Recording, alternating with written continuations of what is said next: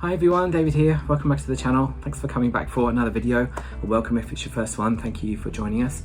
How are you doing? I'm doing okay. It's kind of nice weather at the moment. It's getting a little bit cooler. I'm on the long sleeves finally.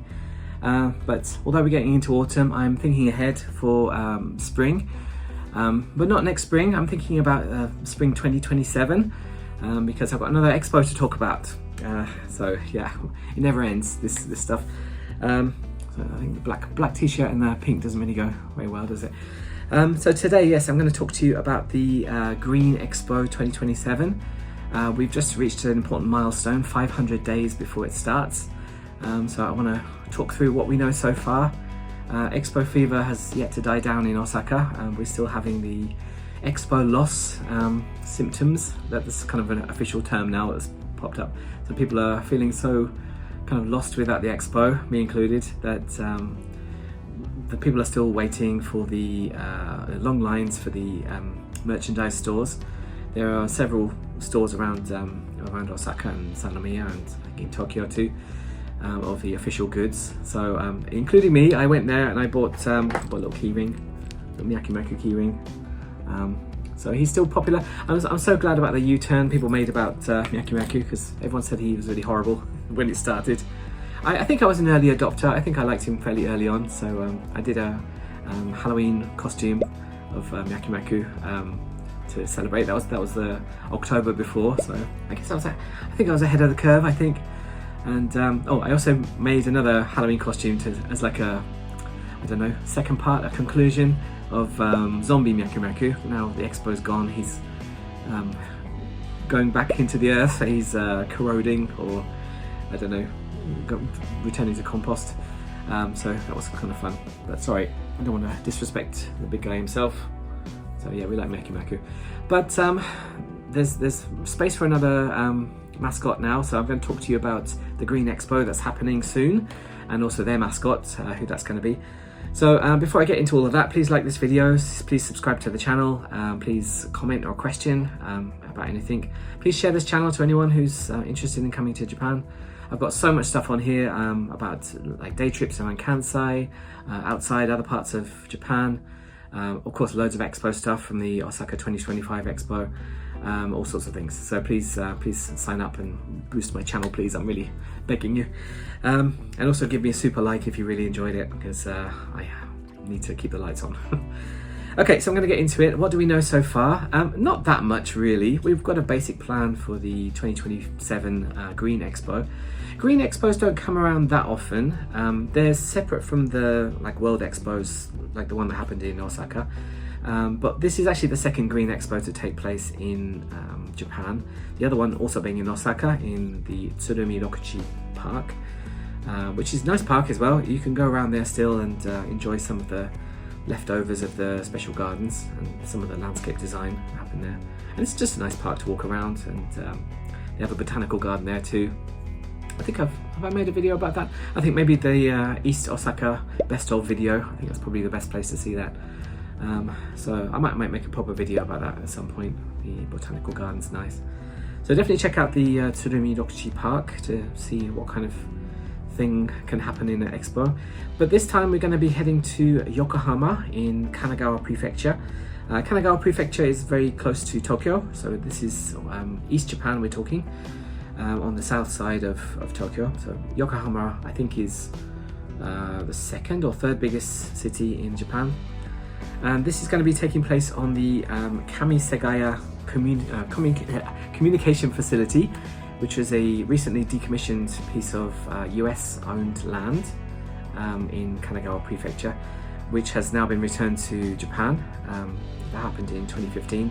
They were thinking about what to do with it, so now they've proposed the Green Expo, which was granted in 2022. And so the full name is the 2027 International Horticultural Exposition. Now we're only 500 days away from it.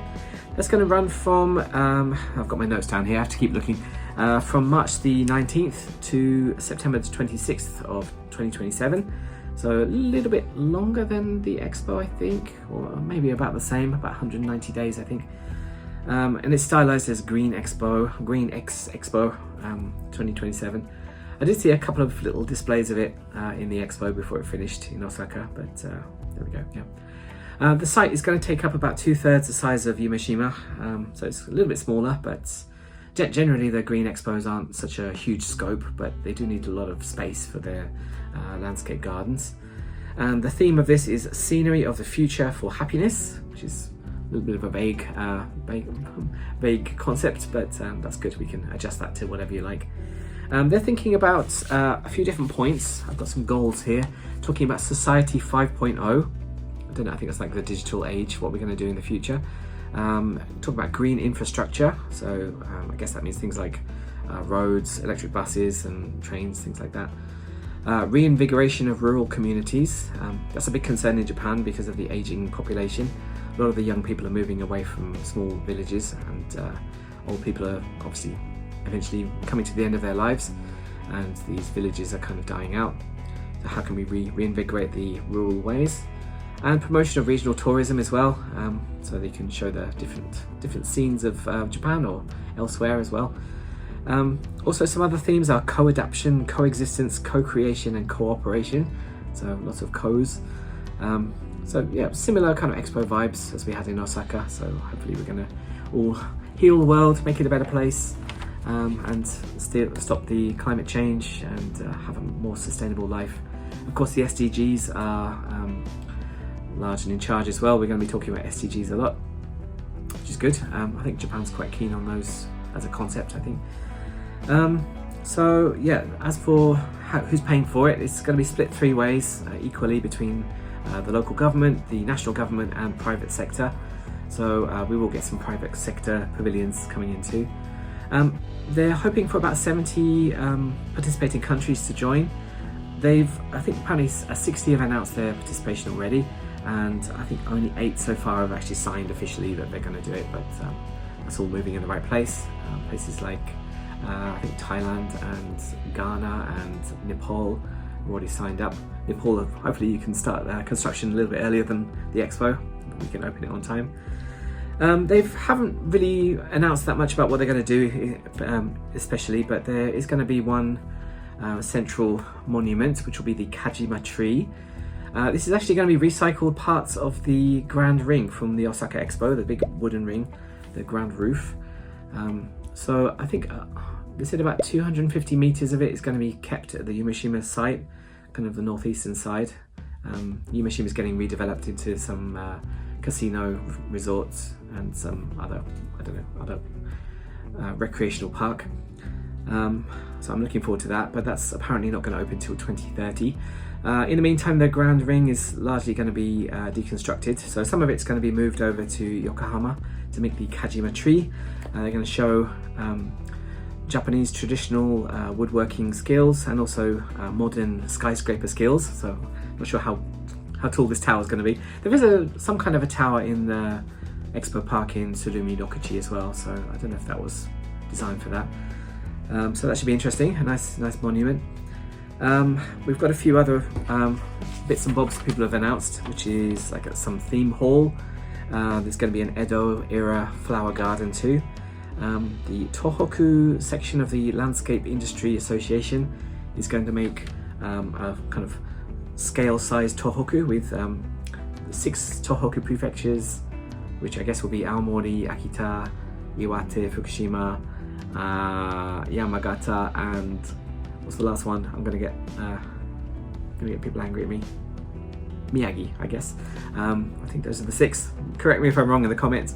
They're going to be sort of scale model size, like with the right shape of the prefectures. So they're going to make a small version of Tohoku to thank everybody for their support after the Tohoku earthquake in 2011. So that should be nice. Some private sector collaborators have already been announced, including the Expos, NTT, Mitsubishi and Sumitomo. And apparently some of the Panasonic technology is going to be reused by other companies, as well as some other collaborators too. We've got a nice logo as well. I'm going to put the logo up here. The logo is very floaty, colourful, nice colours as well, different from the bold like blues and reds and whites of the Expo. They've got some more kind of natural colours, more tropical even. I thought it looked like Pringles a little bit, but it's supposed to be like flower petals, so that sounds, yeah, nice fresh logo. And of course they've got a fresh new mascot as well, so we can introduce Tunku Tunku. Tunku Tunku is actually the sound of heart beating, which will be a nice partnership with Myaku Myaku, which I think is the sound of a pulse. So Tunku Tunku is when you're excited and your heart's beating, very kind of romantic and exciting. I'm not quite sure what the mascot is exactly. It looks like a heart, but it seems to be walking around in a almost like a snow globe of the earth with little feet. So, I don't know if that's just his little habitat or that's the actual mascot. It looks like a little heart with a face, which is very cute. There's already an expo official store in Tennoji. I saw some official goods are out already. It wasn't anything particularly interesting right now, but I'm sure that's going to expand quite a lot because yeah, Expo fever is still high. Apparently Tunku Tunku comes from the other side of the universe, from a very Earth-like place, and it will resonate with Earth. So when Earth gets polluted, it will get weaker and sad, but when Earth is vibrant and vital, then it will get excited and powerful. So that sounds nice. Reminds me of ET a little bit when ET goes all weird. Yeah, so Tunku Tunku, nice. As for travel there, I mean, there's not that much to say yet, but it seems like instead of extending any of the existing infrastructure like they did at Yumeshima, they are going to rely mostly on shuttle buses, which I'm stick my neck out and say that's probably going to be eco-friendly buses, electric buses, something like that. So it'll be nice to see how that works out. Hopefully it'll be a bit more organised than the Westgate area, and they'll manage the demand a bit more. I think that perhaps they were, well, I don't know how the expo works. They seem to underestimate demand, but also the targets were based on that demand. So yeah, I don't know. Hopefully the Green Expo is going to set their sights a little bit higher because I think people are still riding the wave of the expo and they're getting excited about the next one. I certainly am. I'm planning to go down there. I might not get too into it like I did this time with all the stamp passports and all that stuff. So I'll try to manage myself a bit. Yokohama's a bit too far away. I can't afford to go down there every weekend, of course. So there we go. I think that's pretty much all we know about the expo so far. But in the meantime, yeah, definitely check out my videos about the Tsurumi Ryokuchi Park. I did a walk around actually. You can just take a walk around instead. It's a nice park. They've got a nice big windmill. I said the botanical gardens too, so I might do a beginner's guide to that one day. So speaking of expo parks, I'm going to do a video about the Osaka 1970 Expo commemorative park. Make an ultimate guide for that soon. So stay tuned for that. So thank you for watching. Let me know if you have any questions. There's not really that much to say right at the moment, but hopefully we can give you an update at some point a little bit sooner, maybe about a year from now. We'll have a lot of things to do. Maybe I'll be dressed up as Tunku Tunku next time. So thank you very much. Like this video if you can. Please share this channel to anybody who's interested. Please subscribe, leave a comment or a question, give me a super like if you really enjoyed it. I just appreciate that so much. So for now, thank you very much, and I'll see you in a future video. Take care. See you later.